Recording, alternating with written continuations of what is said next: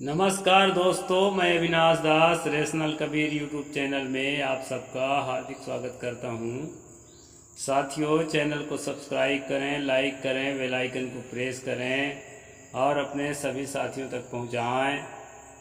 अभी मैं बहुत दिनों से वीडियो नहीं बना रहा था दोस्तों, सफ़र में था, यात्रा में था। मैं कबीरपंथी होते हुए कबीर जयंती के दिन भी ऐसा संयोग नहीं बना पाया कि कोई सदगुरु कबीर साहब के ऊपर कोई वीडियो बनाता।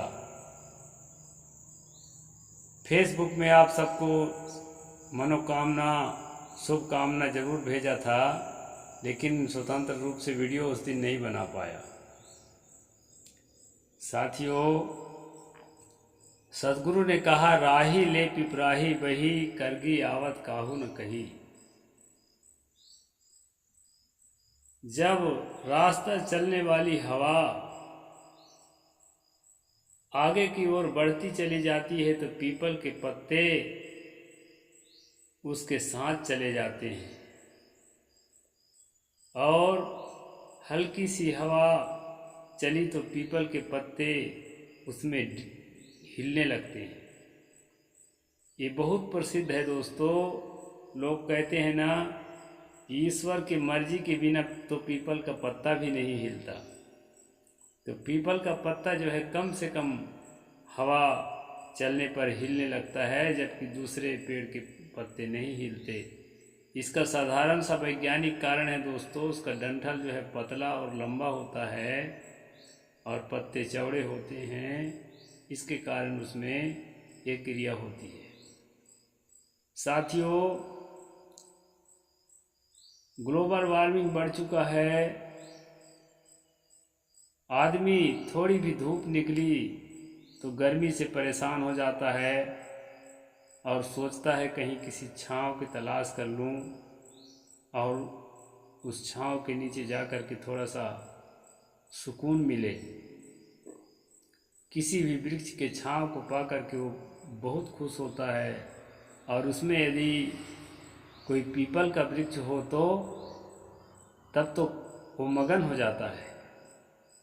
साथियों, पीपल का वृक्ष जो है एक बहुत महत्वपूर्ण वृक्ष है।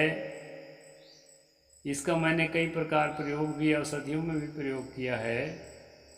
खासकर इसके जो अपने आप निकलने वाला छाल है, जो एक्सपायर हो चुका रहता है, अपने आप गिरता रहता है, उस छाल का अंगार बना करके और जो है पानी में बुझा दे, और जिस रोगी को छिन छिन में प्यास लगता है, प्यास से तबाह हो जाता है, जितना पानी पिलाओ उतने प्यास लगती है, ऐसे आदमी को उसी अंगार से बुझाया हुआ पानी देने से उसकी प्यास जो है सामान्य हो जाती है। नॉर्मल हम लोगों को प्यास लगती है, उस तरह से प्यास लगने लगती है। दोस्तों, पीपल जो है एक महत्वपूर्ण वृक्ष है। आपने देखा होगा, गांव के किनारे कहीं पीपल लगा हो तो खासकर महिलाएं सुबह सुबह नहा धो करके उस पर धागा लपेटती हैं और उसके पूजन करती हैं। उस पर जो है चावल इत्यादि छिड़कती हैं। इसको कहा जाता है कि ये घोर अंधविश्वास है, मूर्खतापूर्ण क्रिया है, ऐसा रेशनल के द्वारा कहा जाता है और है भी।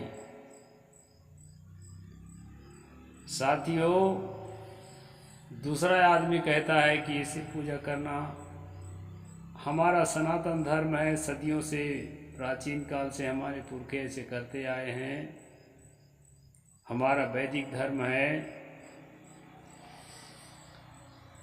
दूसरी ओर बौद्धों से पूछो तो बौद्धों का कहना है, धागा तो नहीं लपेटते बौद्ध, लेकिन बौद्धों का कहना है कि तथागत भगवान गौतम बुद्ध वर्षों के तपस्या करते करते पीपल के वृक्ष के नीचे बैठ कर के मनन चिंतन कर रहे थे, तभी उनको पूर्ण संतोष मिला, पूरा ज्ञान कंप्लीट हो गया, ऐसा उनको भीतर से महसूस हुआ। इसलिए उसको बोधि वृक्ष कहा जाता है। और कुछ लोग तो कहते हैं कि पीपल के कारण ही उनको ज्ञान हुआ था, तो ये भ्रमपूर्ण बात है। साथियों, पीपल के वृक्ष की पूजा ये कौन शुरू किया रहा होगा, एक प्रश्न है। लोग वैज्ञानिकीकरण करते रहते हैं। कोई कोई तो यहाँ तक कहता है कि ये 24 घंटा जो है ऑक्सीजन देता है। लेकिन दोस्तों, 24 घंटा कोई भी वृक्ष ऑक्सीजन नहीं देता। इसका सबसे बड़ा कारण ये है कि प्रकाश संश्लेषण की जो क्रिया है वो सूर्य के प्रकाश की उपस्थिति में ही होती है, और उसी क्रिया के दौरान वृक्ष जो है ऑक्सीजन को ग्रहण करते हैं, वो कार्बन डाइऑक्साइड को ग्रहण करते हैं और ऑक्सीजन छोड़ते हैं। प्रकाश संश्लेषण के दौरान, श्वसन के दौरान नहीं, उनमें श्वसन नहीं पाया जाता। नाक नहीं होता, फेफड़ा नहीं होता सांस लेने के लिए। वो एक प्राकृतिक क्रिया है।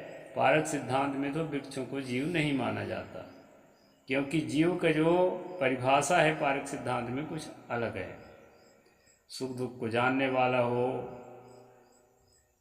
दुख से निकलकर सुख की तरफ उसकी प्रवृत्ति हो, और जो है उसके अंदर प्रेम, करुणा, दया, क्षमा, और निगेटिविटी में क्रोध, काम,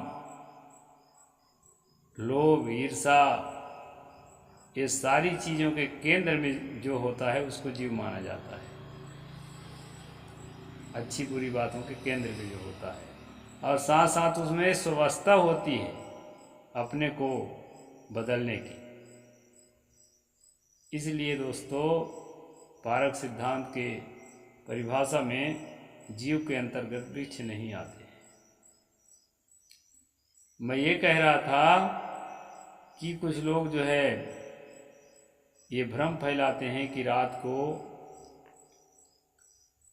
पीपल का वृक्ष जो है ऑक्सीजन देता है। साथियों, ऑक्सीजन कोई भी वृक्ष रात को नहीं देते, सारे वृक्ष जो है दिन को ऑक्सीजन देते हैं। इस बात को गांठ बांध लेना चाहिए, या ठीक से पढ़ाई कर लेना चाहिए। आज का प्रसंग है पीपल की पूजा क्यों करते हैं। बहुत से लोग करते हैं। साथियों, प्राचीन काल में हमारे पुरखों की समझ विकसित नहीं हुई थी। ऐसी स्थिति में उन्होंने बहुत सारी पूजा पद्धतियां इजाद की है। उन्हीं में से एक पीपल की पूजा है। लोग कहते हैं हमारा वैदिक धर्म है, सनातन धर्म है। एक बात मैं कई बार बता चुका हूँ दोस्तों, संसार में कोई भी परंपरा सनातन धर्म नहीं है, क्योंकि हर परंपरा का कहीं न कहीं से शुरुआत है, और कभी न कभी जनता नकार देती है तो उसका अंत भी होता है। इसलिए दुनिया के सारी परंपराएं बनने और बिगड़ने वाली हैं। ददा देखो बिन संहारा, जस देखो तस्करो बिचारा। सतगुरु कबीर साहब ने कहा कि ये सारा संसार जो है बन कर के मिट जाने वाला है। हमारे आपके शरीर भी जो है बन कर के मिट जाने वाले हैं। वृक्ष वनस्पतियाँ भी बन कर के मिट जाने वाले हैं। ये बड़े बड़े पिंड ब्रह्मांड भी बन कर के मिट जाने वाले हैं। जहाँ तक पसारा है निर्मित पदार्थों का, उसमें निरंतर बनना और बिगड़ना लगा रहता है। कभी कभी कम हिस्से में, कभी कभी जो है बहुत बड़े हिस्से में बनना और बिगड़ना लगा रहता है। इसलिए दोस्तों, सनातन दुनिया में कुछ भी नहीं है। हमारा वैदिक धर्म है कि हम पीपल की पूजा करें, उसमें सूत लपेटें। अगर ऐसा कहते हैं तो इस प्रकार की क्रियाओं का वर्णन वेदों में कहीं नहीं पाया जाता, उपनिषदों में कहीं नहीं पाया जाता, वैदिक किसी भी धर्म ग्रंथ में ये सब क्रियाओं का वर्णन नहीं पाया जाता कि किसी पीपल के पेड़ को धागे से लपेट लपेट कर उसको चावल छिड़क छिड़क करके पूजा करो। लेकिन मैं ये कह रहा था कि हमारे पूर्वजों में कुछ ऐसे लोग थे जो विज्ञान के अभाव में, ज्ञान के अभाव में अनेक तरह की पूजा पद्धतियों को, अनेक तरह की रूढ़ियों को जन्म दिया, जो आने वाले समय में चलता ही रहा। और कुछ लोगों ने कहा कि नहीं, इसको बंद किया जाए। कुछ लोगों ने उस पर विज्ञान जड़ना शुरू किया कि देखो ये विज्ञान का ये कारण है, विज्ञान का वो कारण है, इसके कारण इसकी पूजा करते हैं। साथियों, पूजा करने का कोई कारण नहीं है, विज्ञान कारण नहीं होता, पूजा करने का कारण अज्ञान होता है। जितने भी पुजारी हैं किसी भी देवी का, देवता का, भूत का, भगवान का, ईश्वर का, अल्लाह का या अन्य किसी का, वो सब अज्ञान के कारण ये सब कुछ करते हैं। अगर ठीक से जान लें कि ऐसा कुछ नहीं होता है तो ऐसा नहीं करेंगे। तो मैं आज ये बताने का प्रयास कर रहा हूँ कि पीपल की पूजा कैसे शुरू हुई, किसने शुरू की। साथियों, इसको बताने के लिए यह किताब है, बहुत ही प्रामाणिक व्यक्ति हैं, इनको आप सभी जानते हैं, डॉक्टर राजेंद्र प्रसाद सिंह जी, भाषा वैज्ञानिक।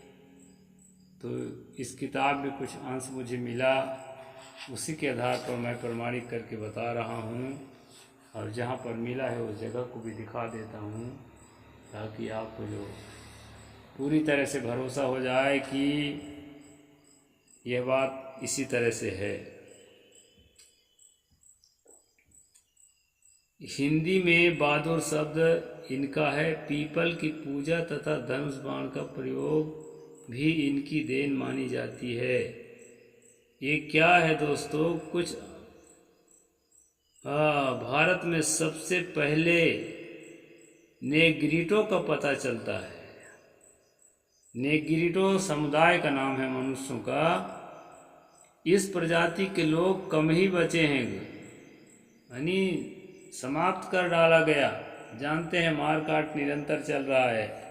अभी कुकी और मैतेई समुदाय में कितना जोरदार झड़प चली है। उसी तरह से जो है आक्रोश में आकर आदमी किसी का वंश खत्म कर देता है, अगर ज़्यादा ताकतवर हुआ तो यहाँ बताया है नेग्रिटो जो मनुष्यों का एक प्रजाति है, ये दुनिया में बहुत कम बचे हैं। कुछ अंडमान में है, कुछ तमिल भाषी इलाकों में, और कुछ असम के किरात इलाकों में भी बसे। हिंदी में इन्हें बहादुर शब्द है। पीपल की पूजा तथा धनुष बाण का प्रयोग इनकी देन मानी जाती है। ये नेग्रिटो समुदाय, यहाँ कोई हिंदू समुदाय या कोई सनातनी समुदाय या कोई बौद्ध समुदाय ने पीपल की पूजा नहीं शुरू किया है, बल्कि नेग्रिटो समुदाय के लोगों ने भारत में पीपल की पूजा शुरू की, जो बढ़ते बढ़ते अब घरों घर तक पहुंच चुकी है और पीपल की पूजा की जाती है। जानकारी के लिए मैं वीडियो बनाया हूं दोस्तों, इसको याद रखना। नेग्रिटो समुदाय के मनुष्यों ने पीपल की पूजा शुरू की, और वो पीपल की पूजा आज तक हो रही है। अब उस समय हमारे पूर्वज अनपढ़ थे, तर्कशील नहीं थे, तो कैसे परख करें किसी चीज़ को। ज्ञान विज्ञान धीरे धीरे बढ़ा है, तो आज हम लोगों को संतोष लगता है। तो ये बात है दोस्तों, पीपल की पूजा नेग्रिटो ने शुरू किया है, और जो है यह सनातन नहीं है। सनातन तो दुनिया में कुछ भी नहीं है। नमस्कार, जय जोहार, जय भीम, जय भारत।